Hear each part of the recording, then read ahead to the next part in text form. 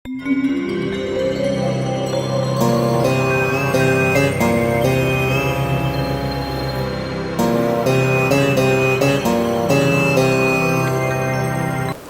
రాశి. ఈ రాశి వారికి మిశ్రమమైనటువంటి ఫలితం ఉంటుంది.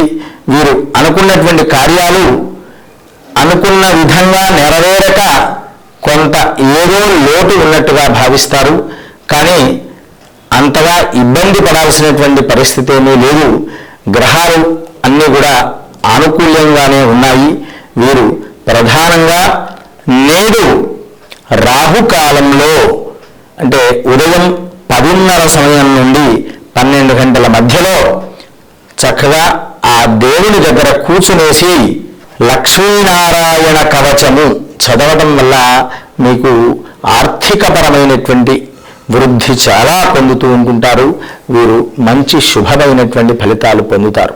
స్వస్తి ప్రజాభ్య పరిపాలయంతాం న్యాయేన మార్గేణ మహిమహీషాః గోబ్రాహ్మణేభ్యః శుభమస్తు నిత్యం. లోకాః సమస్తాః సుఖినో భవంతు.